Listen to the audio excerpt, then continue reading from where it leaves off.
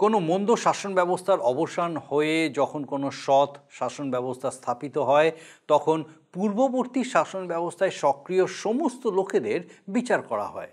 সেই বিচারে যারা দোষী সাব্যস্ত হয় তাদের শাস্তি হয়, আর যারা নির্দোষ প্রমাণিত হয় নতুন শাসক তাদেরকে গ্রহণ করে নেন। তারা সবাই সেই নতুন শাসন ব্যবস্থায় শান্তিতে বসবাস করতে শুরু করে। এটাই সাধারণত একটা যুক্তিযুক্ত রীতি। কিন্তু সমস্তটা কি এইভাবেই চলে? এইভাবেই কি পরিবর্তন হয়? এইভাবেই কি শাসন ব্যবস্থা এগিয়ে চলে? আপনার কি মনে হয়?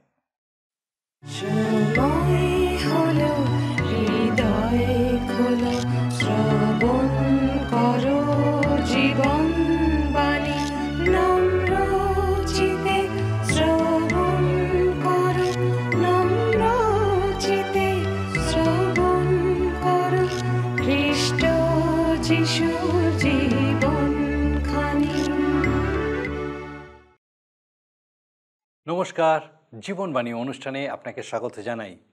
আমার বিশ্বাস মহান ঈশ্বর তার মহা অনুগ্রহে আপনাকে সুস্থ রেখেছেন, সুরক্ষিত রেখেছেন, আপনার সঙ্গে সঙ্গে আছেন, আপনাকে বহন প্রতিপালন করে নিয়ে চলেছেন। জীবনের যে কোনো পরিস্থিতিতেই আপনি আছেন না কেন, ঈশ্বর আপনার সহায় সহবর্তী আছেন, আর এই অনুভূতি তিনি আপনাকে পরিষ্কারভাবে বুঝতে সাহায্য করছেন। ঈশ্বর তার জীবন্ত বাক্যের মধ্যে দিয়ে তার এই সান্নিধ্য, তার অনুপ্রেরণা আমাদেরকে পূর্ণ করে থাকেন। আমার বিশ্বাস আপনি তার সান্নিধ্যে, তার সহভাগিতায় এইভাবে তার জীবন্ত বাক্যের মধ্যে দিয়ে বেড়ে উঠছেন। আপনাকে অনেক ধন্যবাদ যে আজকে আরেকবার আমাদের সঙ্গে আপনি আমাদের এই অনুষ্ঠানে উপস্থিত হয়েছেন। আসুন আজকে আমাদের অনুষ্ঠানের শুরুতেই একটা গানের মধ্যে দিয়ে আমরা ঈশ্বরের গৌরব করি।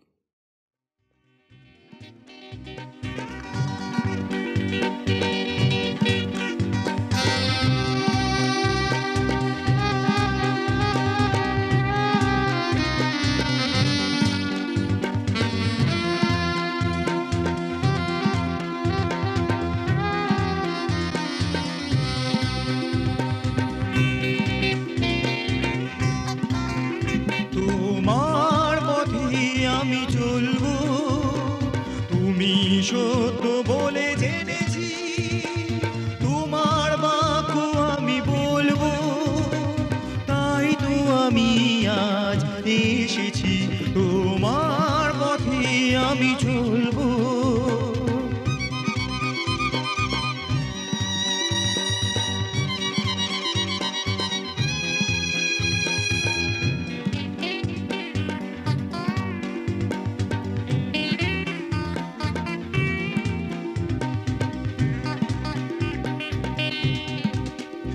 অসহায় পথে তুমি আমার বন্ধু যিশু দিশারি, অসহায় পথে তুমি আমার বন্ধু যিশু দিশারি, তুমি তো পথ সত্য জীবন, তুমি তো পথ সত্য জীবন, মুক্তির পথ মোরা পেয়েছি, তোমার পথে আমি চলবো।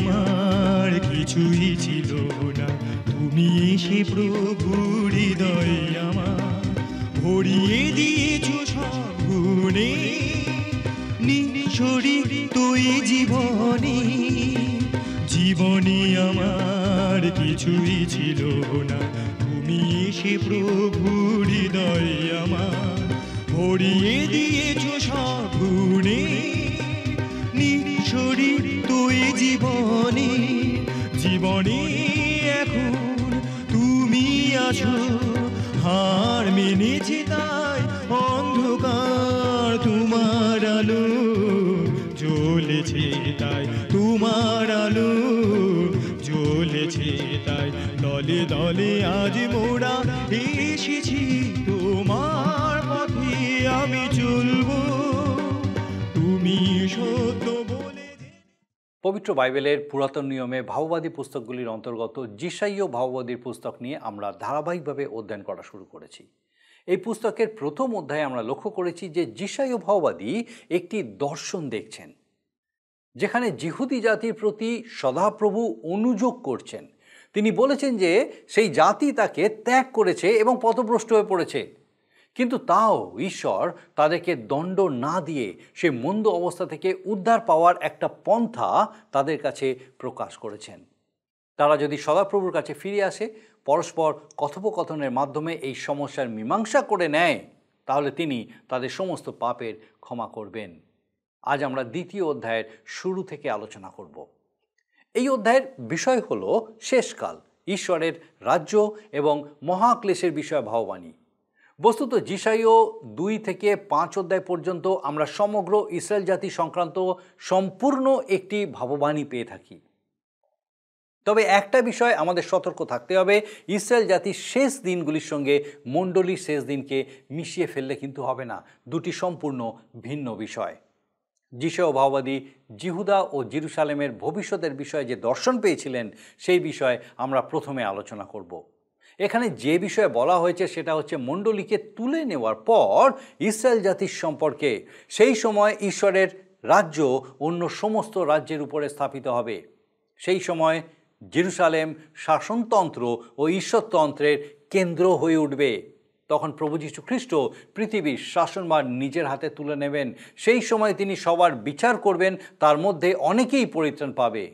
তিনি সমস্ত জাতির মনুষ্যদের ধার্মিকতা অভ্যাস করতে বাধ্য করবেন। তখন প্রথমবার সমস্ত দেশ, সমস্ত রাষ্ট্র একত্রে শান্তিতে বসবাস করবে। ভবিষ্যতের দিকে দৃষ্টি রেখে আমাদের সবাইকে সদাপ্রভুর দীপ্তিতে চলতে হবে। এটাই হচ্ছে শান্তির একমাত্র পথ। তারপর বলা হয়েছে জিহুদা রাজ্যের লোক যিশাইয়ের সময় বিজাতীয়দের কাছ থেকে নতুন নতুন ব্যবস্থা গ্রহণ করে নিজেদের ধর্মবিশ্বাসে ঢুকিয়ে নিয়েছে। তারা অসুরীয় ও বাবিলীয়দের ব্যবস্থাগুলি অবলম্বন করে সৃষ্টিকর্তার পরিবর্তে সৃষ্টির আরাধনায় মেতে উঠেছে। কিন্তু ঈশ্বর একদিন এই লোকেদের দর্প চূর্ণ করবেন। একই সঙ্গে তিনি সমস্ত শাসন ব্যবস্থা, সমাজ, সৈন্যবাহিনী, বাণিজ্য এবং ধর্মভ্রষ্টতারও অহংকার খণ্ডন করবেন।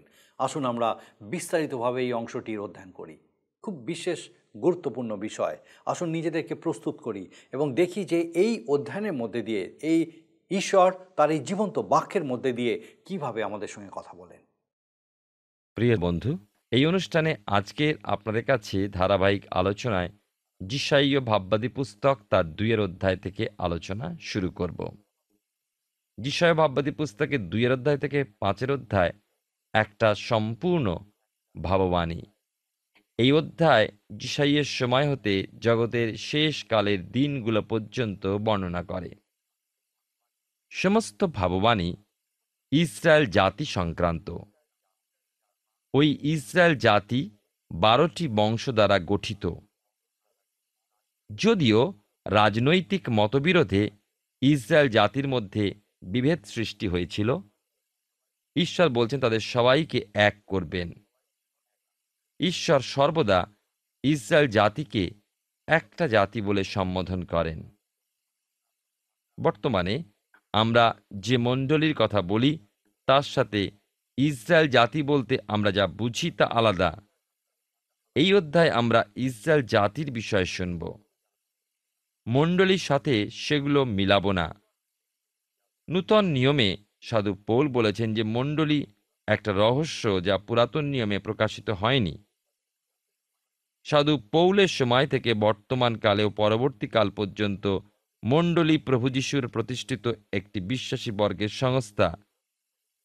এর মধ্য দিয়ে প্রভু যীশু জগতের সংবাদ বিতরণ করেন। যাই হোক, মণ্ডলী যেদিন ঊর্ধ্বে নিতে হবে সেই দিনে মণ্ডলীকে আলাদা করা হবে, মেঘরথে নিতে হবে। যিশাইয় ভাববাদী তাঁর দর্শনে আরও পরের ঘটনা দেখেছেন ও লিখেছেন। তার দর্শনে ঈশ্বর এক কালের বিষয় দেখিয়েছেন যেটাকে বলা হয় মহাক্লেশের কাল। ওই কালের শেষেই তিনি তাঁর রাজত্ব স্থাপন করবেন। আসুন আমরা দেখি জিহুদা এবং জেরুজালেমের ভবিষ্যৎ বিষয় দর্শন। আমরা ২ অধ্যায় যিশয় ভাববাদী পুস্তক থেকে আলোচনা করছি। পাঠ করি, শেষকালে ঈশ্বরের মহিমা ও দুষ্টদের অবনতি হইবে। আমোসের পুত্র যিশাইয় জিহুদার ও জেরুজালেমের বিষয় এই বাক্যের দর্শন পান। শেষকালে এইরূপ ঘটিবে, সদাপ্রভুর গৃহের পর্বতগণের মস্তকরূপে স্থাপিত হইবে, উপপর্বতগণ হইতে উচ্চকৃত হইবে এবং সমস্ত জাতি তাহার দিকে স্রোতের ন্যায় প্রবাহিত হইবে। এখানে জিহুদা এবং জেরুজালেমের ভবিষ্যৎ বিষয় দর্শন, যা ভাওবাদী যিশাইয় দেখেছিলেন, সেই বিষয়ে আমরা আলোচনা করছি।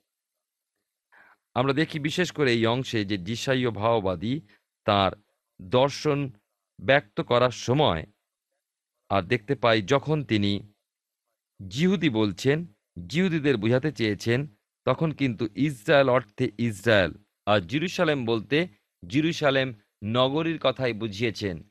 দর্শন বিষয় যিশাইয়ের বক্তব্য ও বক্তৃতা খুবই স্পষ্ট। তিনি বলছেন যে শেষকালে এইরূপ ঘটিবে, ২ পদে দেখুন, সদাপ্রভুর গৃহের পর্বতগণের মস্তক রূপে স্থাপিত হইবে। এই যে শেষকালের কথা উল্লেখিত হয়েছে, আমি আবার বলি, মণ্ডলীর সঙ্গে এই শেষ দিনের কোনো সম্পর্ক নেই। এই শেষকাল ইসরায়েল জাতির জন্য। মণ্ডলীর শেষকাল আত্মিক পতনের সঙ্গে জড়িত। সাধু পৌল তাঁর পালকীয় পত্রে ১ম ও ২য় তিমথিয়তে স্পষ্টরূপে বলেছেন। ১ম তিমথিয় তার ৪ অধ্যায় ১ পদে, আত্মা স্পষ্ট বলিতেছেন, উত্তরকালে কতক লোক ভ্রান্তিজনক আত্মাদিগতে ও ভূতগণের শিক্ষামালায় মন দিয়া বিশ্বাস হইতে সরিয়া পড়িবে। সুতরাং আমরা বুঝতে পাচ্ছি যে মণ্ডলীর শেষ দিন ও ইসরায়েলের শেষ দিন এক নয়, কিংবা ওই ঘটনা একসাথে ঘটবে না। আমাদের ভালোভাবে বুঝতে হবে যে শেষকালের কথা বলা হয়েছে, সেটা সেই মহা ক্লেশের দিনের কথা। প্রভু যিশুও শেষকাল বিষয় তাঁর শিষ্যদের বুঝিয়ে দিয়েছেন। তাঁর শিষ্যরা যখন প্রশ্ন করলেন, এই সকল ঘটনা কবে ঘটবে, শিষ্যদের জানবার বিষয় ছিল জেরুজালেমের মন্দির ধ্বংসের বিষয়। প্রভু যিশু মহাক্লেশের দিনের বিষয় বলেছিলেন।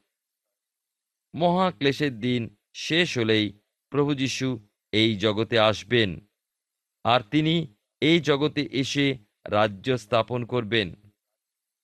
যিশয়-ভাববাদী পুস্তকের প্রথম অংশে ২ অধ্যায় থেকে ৫ অধ্যায় মহাক্লেশ ও প্রভুর রাজ্য স্থাপন বিষয়ে বলে। ২ অধ্যায় ২ পদে আমরা দেখি যে পর্বতের বিষয় বলা হয়েছে। এ বিষয়টা ইসরায়েল জাতির সম্পর্কযুক্ত। মণ্ডলীর কাল শেষ হলে পরে এই বিষয়টি খাটবে। পর্বত বলতে বোঝায় রাজত্ব, অধিকার বা শাসন। দানিয়েল ভাববাদী ও তাঁর ভাববাণীতে স্পষ্ট করে দিয়েছেন, সদাপ্রভুর গৃহ পর্বত শিখরে স্থাপিত হবে, অর্থে সর্বাপেক্ষা শ্রেষ্ঠ হবে। জগতের সকল রাজত্ব হতে শ্রেষ্ঠ হবে। এ জগতের রাজত্ব প্রভু যিশুর হবে। তিনি হবেন রাজাদের রাজা, প্রভুদের প্রভু, রাজাধিরাজ। আজকের দিনে ইসরায়েল রাজ্য সকলার আলোচ্য বিষয় কেন? সকল দৃষ্টি আজ ইসরায়েলের প্রতি কেন? কারণ ঈশ্বর ওই স্থান মনোনীত করেছেন, যে স্থানটি ভবিষ্যতে রাজনীতি ও ধর্মের স্থান বলে সারা বিশ্ব স্বীকার করে নেবে। ওই দিনের বিষয় দানিয়েল ভাববাদী তাঁর পুস্তকের ২ অধ্যায় ৩৫ পদে বলেছেন, তখন সেই লৌহ, মৃত্তিকা, পিত্তল, রৌপ্য ও সুবর্ণ একসঙ্গে চূর্ণ হইয়া গ্রীষ্মকালীন খামারের তুষের ন্যায় হইল, আর বায়ু সেই সকল উড়াইয়া লইয়া গেল। তাহাদের জন্য আর কোথাও স্থান পাওয়া গেল না। আর যে প্রস্তরখানি ওই প্রতিমাকে আঘাত করিয়াছিল, তাহা বাড়িয়া মহাপর্বত হইয়া উঠিল এবং সমস্ত পৃথিবী পূর্ণ করিল। দেখুন ৩ পদে কি লেখা আছে, যিশয়-ভাববাদী পুস্তক তার ২ অধ্যায় ৩ পদ। আর অনেক দেশের লোক যাইবে, বলিবে, চলো আমরা সদাপ্রভুর পর্বতে যাকবের ঈশ্বরের গৃহে গিয়া উঠি। তিনি আমাদিগকে আপন পথের বিষয় শিক্ষা দেবেন, আর আমরা তাহার মার্গে গমন করিব। কারণ সিয়ন হইতে ব্যবস্থা ও জেরুজালেম হইতে সদাপ্রভুর বাক্য নির্গত হইবে। প্রভু যীশু জেরুজালেমে রাজপদে সিংহাসনে বসবেন। জগতের মানুষ বলবে, চলো আমরা জেরুজালেমে যাই এবং আমাদের চলার পথ শিক্ষা করি ও সেই পথেই চলি। 2 অধ্যায় 4 পদ দেখুন। আর তিনি জাতিগণের মধ্যে বিচার করিবেন এবং অনেক দেশের লোক সম্বন্ধে নিষ্পত্তি করিবেন। আর তাহারা আপন আপন খড়গ ভাঙিয়া লাঙলের ফাল গড়িবে ও আপন আপন বর্ষা ভাঙিয়া কাস্তা গড়িবে। এক জাতি অন্য জাতির বিপরীতে আর খড়গ তুলিবে না, তাহারা আর যুদ্ধ শিখিবে না।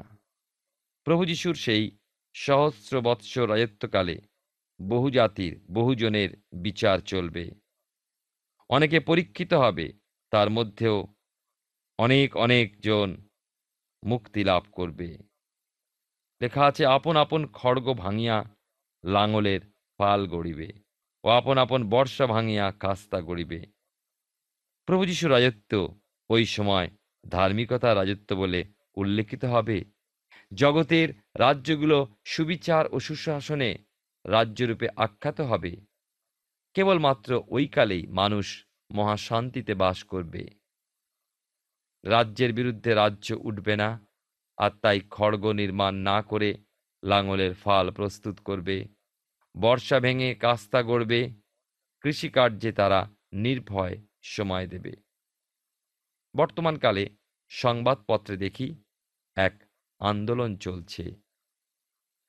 জাতিরা অস্ত্র ত্যাগ করবে এবং এই উদ্দেশ্যে প্রথম পদক্ষেপ নিয়েছে, অস্ত্র হ্রাস করা হচ্ছে। তবে এইভাবে কি পৃথিবীতে শান্তি আসবে অথবা শান্তি রাজ্য স্থাপন করা যাবে?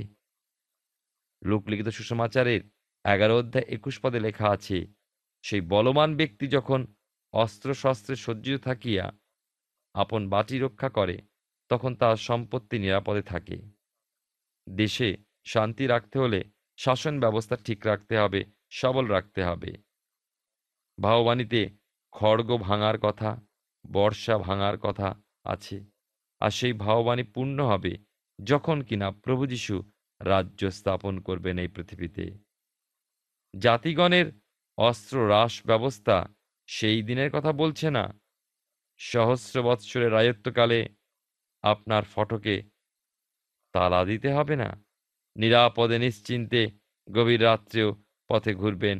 সেদিন অস্ত্রের ঝনঝন, কামানের গর্জন, বোমার ভয় থাকবে না। প্রভু যীশু এই জগতে যে রাজ্য স্থাপন করবেন, সেই রাজ্যই শান্তি রাজ্য হবে। কারণ তিনি হলেন শান্তিরাজ। যে সকল লোক বলে, আমি এই পৃথিবীতে শান্তি আনব, শান্তি স্থাপন করব, তারা সঠিক কথা বলেন না। শান্তি শান্তি করে আন্দোলন কিন্তু বাতুলতা মাত্র। 5 পদে লেখা আছে, যাকবের কুল চলো আমরা সদাপ্রভু দীপ্তিতে গমন করি।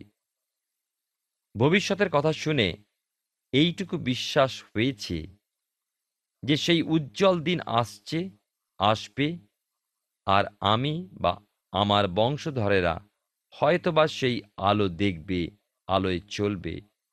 তবে সেই আলোর কথা আমাদের সন্তানদের কাছে বলা আমার আপনার দায়িত্ব। তাদের মনে যেন বিশ্বাস থাকে, সেই ভাব বুঝাবার ভাব আমাদের।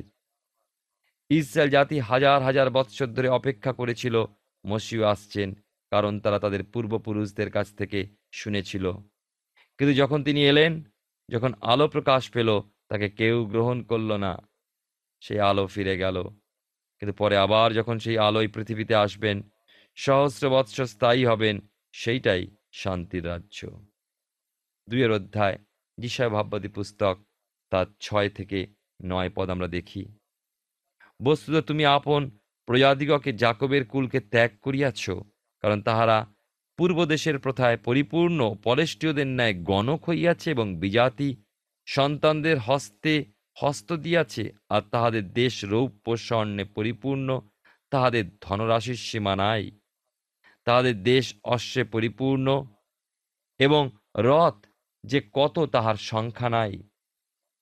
আর তাহাদের দেশ প্রতিমায় পরিপূর্ণ, তাহারা আপনাদের হস্তকৃত বস্তুর কাছে প্রণিপাত করে, তাহা তো তাহাদেরই অঙ্গুলি দ্বারা নির্মিত।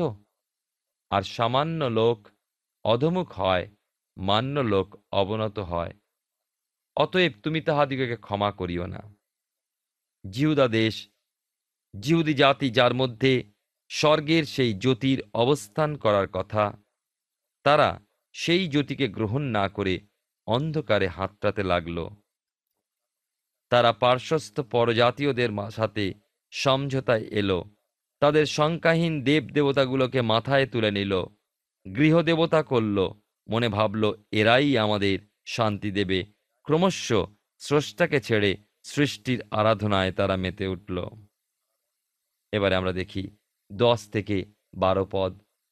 তোমরা শৈলে পশিয়া যাও ও ধূলিতে লুকাও, সদাপ্রভুর ভয়ানকত্ব প্রযুক্ত, তাহার মহিমার আদরণীয়তা প্রযুক্ত। সামান্য লোকের উচ্চ দৃষ্টি অবনত হইবে, মান্য লোকদের গর্ব খর্ব হইবে, আর সেই দিন কেবল সদাপ্রভুই উন্নত হইবেন।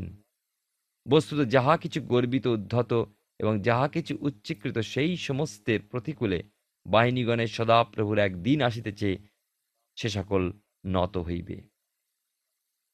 আমরা দেখি যে ঈশ্বরের সেই শান্তি রাজ্য স্থাপনের পূর্বে তিনি ক্ষেত্র প্রস্তুত করবেন। এই প্রস্তুতির দিন সকল অতি ভয়ানক। মানুষের সমস্ত দর্প গর্ব চূর্ণ করবেন। যারা মনে করছে আমরা খুবই উন্নত, সবাইকে নত করব, নম্র করব, স্বর্গের ঈশ্বর তাঁর শান্তি রাজ্য স্থাপনের জন্য ওই প্রকার ব্যক্তিদেরকেই ধুলায় লুটিয়ে দেবেন না।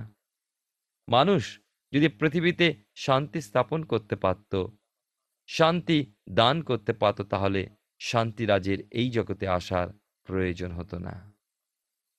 2 অধ্যায় 13 পদে লেখা আছে, সেই দিন লিবাননের উচ্চ উন্নত সমস্ত এরস বৃক্ষের প্রতিকূল, বাসনের সমস্ত আলন বৃক্ষের প্রতিকূল, সমস্ত উচ্চ পর্বতের প্রতিকূল, সমস্ত উন্নত গিরির প্রতিকূল, সমস্ত উচ্চ দুর্গের প্রতিকূল, সমস্ত দৃঢ় প্রাচীরের প্রতিকূল, তর্শিসের সমস্ত জাহাজের প্রতিকূল এবং সমস্ত মনোহর শিল্পকর্মের প্রতিকূল হইবে। আমি দেখি এখানে মানুষের জীবনে আমি বা অহং শব্দ অহংকার প্রকাশ করে। আমি এই করেছি, এই করব, গর্বের কথা। লিবাননের এরস বৃক্ষ খুব উঁচু ও লম্বা হয়, আবার বাসনের আলন বৃক্ষ খুব উঁচু ও লম্বা হয়। সুতরাং অহংকার করতে করতে ক্রমশ নিজেকে খুবই উন্নত, সম্মানিত ও সমৃদ্ধ মনে করে। এইভাবে পৃথিবীর অনেক সরকার ও সমাজ নিজেদের খুবই উন্নত, ধনী ও শিক্ষা দীক্ষা সংস্কৃতের সর্বোচ্চ মনে করে, হীন চোখে অপরের দিকে দেখে। উচ্চ দুর্গ বলতে দেশের সৈন্যবাহিনী, এর দর্পের বিষয় বলা হয়েছে। এসবের বিচারও ঈশ্বর করবেন। আর 16 পদে আমরা দেখি তর্শিসের জাহাজ এবং মনোহর শিল্পকর্ম বলতে দেশের ব্যবসা বাণিজ্য, শিল্পকলার গর্ব বুঝায়। এ সকল বিষয়েও তিনি তার বিচারে রাখবেন। আর 17 পদে লেখা আছে, আর সামান্য লোকের দর্প অধমুখ হইবে, মান্য লোকদের গর্ব খর্ব হইবে। আমরা এখানে দেখি শান্তি রাজ্য স্থাপনের পূর্বে পরাক্রমী ঈশ্বর সকল বিষয়ের বিচার বিবেচনা করবেন এবং সকল দর্প, সকল গর্ব খর্ব করবেন। কি সাধারণ মানুষ, কি মহাশিক্ষিত, ধনী, জ্ঞানী মানুষ, যার মাঝে অহংভাব আছে, সেই সকলকে তিনি অবনত করবেন। আর 18 পদে লেখা আছে, আর সেই দিন কেবল সদাপ্রভুই উন্নত হইবেন। প্রিয় ভাই ও বোন, প্রিয় শ্রোতা বন্ধু, মিথ্যা ধর্মকে মাটিতে তিনি মিশিয়ে দেবেন, আর তিনি উন্নত হবেন, কেন তিনি সত্য ঈশ্বর। আসুন সেই সত্য ঈশ্বর হাতে আমরা সমর্পিত হই। আমাদের সমস্ত অহংকার আমাদের গরিমাকে জলাঞ্জলি দিই, তাকে উন্নত করি। ঈশ্বর আপনার জীবনে মঙ্গল করুন।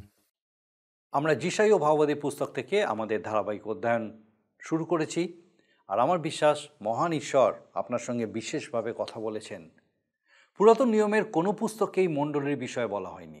নতুন নিয়মের সাধু পৌলের পত্রগুলি থেকে আমরা জেনেছি যে শেষ সময়ে সূচনাতেই মণ্ডলীকে এই পৃথিবী থেকে ঊর্ধ্বে গ্রহণ করা হবে, আর তারপর এই পৃথিবীতে খ্রিস্টের আগমন হবে। যিশাই ও ভাববাদী তার দর্শনে সেই সময়কার বিষয় দেখতে পেয়েছিলেন। সেই সময় খ্রিস্ট তার সহস্র বছরের শাসনভার গ্রহণ করবেন, এই পৃথিবীতে তার রাজ্য স্থাপন হবে। সেই রাজ্যের কেন্দ্র হবে জেরুসালেম। সারা জগতের মানুষ তখন তার কাছে উপস্থিত হবে। যিশাইয়ের সময় থেকেই মানুষ ঈশ্বরের থেকে দূরে সরে গিয়ে পরজাতীয়দের পৌত্তলিক রীতিনীতি, যারা জিহুদি নয় তাদের যে রীতিনীতি ছিল সেই রীতিনীতি, ধর্মবিশ্বাসকে গ্রহণ করতে আরম্ভ করে দিয়েছে। মানুষ ভবিষ্যতেও সেই একইভাবে ঈশ্বরের থেকে নিজেদেরকে সরিয়ে নেবে, পথভ্রষ্ট হবে। তারা ঈশ্বর নয় কিন্তু দিয়াবলের আরাধনা করবে। কিন্তু খ্রিস্ট যখন জেরুসালেমকে কেন্দ্র করে তার রাজ্য স্থাপন করবেন, তখন সবাইকে তিনি তার বিচারে আনবেন। কিন্তু যারা তার পথে ফিরে আসবে, পরিত্রাণ পাবে, তারা তাঁর সঙ্গে রাজ্য শাসন করবে, সর্বত্র শান্তি বিরাজ করবে। তখন মানুষ আর যুদ্ধ করবে না এবং সবাই খ্রিস্টের আলোতে জীবনযাপন করবে। মন্দ ও ভ্রান্তির পথে চলে যাওয়া মানুষদের তিনি কীরকমভাবে বিচার করবেন, যিশাই ও ভাববাদী সেটা দর্শন করেছিলেন, আর আমরা আমাদের আগামী পর্বে সেই বিষয়ের বর্ণনা দেখব। আসুন এখন প্রার্থনায় যাব, আর আমি চাইব আপনি আমার সঙ্গে প্রার্থনায় যোগ দিন। আসুন প্রার্থনা করি। করুণাময় পিতা, তোমার ধন্যবাদ স্তুতি করি, তোমার জীবন্ত বাক্য দ্বারা আমাদের সঙ্গে তুমি কথা বলো। ধন্যবাদ দিয়ে আজকে আমাদের প্রত্যেক দর্শক বন্ধুর সঙ্গে বিশেষভাবে প্রভু গো, তোমার জীবন্ত বাক্য দ্বারা তুমি কথা বলেছ। পিতা, যে সত্য তুমি জানিয়েছ, যে আলো, যে দীপ্তি তুমি প্রকাশ করেছ আমাদের প্রত্যেক দর্শক বন্ধুকে, পিতা গো, সেই দীপ্তিতে উত্তরোত্তর বেড়ে উঠতে সাহায্য করো। সৈক্য পিতা, আমরা জানি না তাদের পরিস্থিতি এই মুহূর্তে কী, হয়তো কত কঠিন সময়ের মধ্যে দিয়ে তারা যাচ্ছে, অসহায় নিঃসঙ্গতার মধ্যে আছে, হতাশা নিরাশায় হয়তো ভেঙে পড়েছে, হয়তো অর্থনৈতিক কারণে, সামাজিক কারণে, পারিবারিক কারণে বা অন্য যে কোনো কারণে এতটাই কষ্টের মধ্যে আছে যে প্রভু হয়তো তোমার দিকে দৃষ্টি দিতে পারছে না। প্রার্থনা করি তোমার পবিত্র পরাক্রমে এই মুহূর্তে পিতা সে ব্যক্তি বা সে পরিবারকে পিতা তুমি স্পর্শ করো, যেন সকলে তোমার সে আশ্চর্য, অদ্ভুত, অলৌকিক সান্নিধ্য উপলব্ধি করতে সমর্থ হয়, যে প্রভু তুমি তাদের ছেড়ে দাওনি, তুমি তাদেরকে ধরে রেখেছো, তোমার অনুগ্রহে পূর্ণ রেখেছো এবং তুমি তাদেরকে বহন করে নিয়ে চলেছো। যদি তুমি না থাকো তারা হয়তো সে এক মুহূর্ত চলতে পারতো না। প্রভু গো, এই বিশ্বাসে তাদেরকে তোমার দিকে দৃষ্টি স্থির করতে সাহায্য করো, তোমার আশীর্বাদে পূর্ণ করো, তোমার অনুগ্রহে তাদেরকে সে কঠিন সমস্যাপূর্ণ অন্ধকারময় পরিস্থিতি থেকে বার করে আনো, যেন তোমার দীপ্তিতে প্রত্যেকে পূর্ণ হয়ে তোমার গৌরব করতে পারে। ও পিতার দয়া করো। আমাদের প্রত্যেক দর্শক বন্ধু, তাদের পরিবার পরিজন প্রত্যেককে তোমার পবিত্র পরাক্রমে সুস্থ রাখো, সুরক্ষিত রাখো, সকল ভার নাও। তোমার যিশু নামে ভিক্ষা দয়া করে শ্রবণ ও গ্রহণ করো। আমেন। ঈশ্বর তার মহানতায়, তার অনুগ্রহে আমাদেরকে সুযোগ দেন যেন তার জীবন্ত বাক্যের মধ্যে দিয়ে আমরা তার কাছে পৌঁছাতে পারি, তার সান্নিধ্যে, তার সহভাগিতায় বেড়ে উঠতে পারি। আমার বিশ্বাস আগামী দিনেও আপনি আমাদের সঙ্গে এই জীবনবাণী অনুষ্ঠানে এইভাবেই উপস্থিত থাকবেন, যখন তার বাক্য আমাদেরকে এইভাবেই আরও তার সহভাগিতায় সান্নিধ্যে এগিয়ে নিয়ে যাবে। ঈশ্বর আপনার মঙ্গল করুন। প্রিয় বন্ধু, আসুন আমরা আজকের প্রশ্ন উত্তরে আসি। গতকালের প্রশ্নের উত্তর অপশন সি, যাজকতন্ত্র। আজকের প্রশ্ন, যিশাইও কার পুত্র ছিলেন? অপশন এ আমোসের, বি যিশয়ের, সি নাথনের, ডি হারনের। প্রিয় বন্ধু, এই প্রশ্নের উত্তর আগামীকাল সন্ধ্যা 6টার মধ্যে option A, B, C, D সহকারে আপনার নাম ও সম্পূর্ণ ঠিকানা সহ 9433497235 এই নম্বরে SMS বা হোয়াটসঅ্যাপে পাঠাবেন। যদি আপনার এই অনুষ্ঠান ভালো লেগে থাকে তাহলে এই নম্বরে একটি মিসড কল করুন, তাহলে আপনি পরের বারের বিজয়ী হতে পারেন।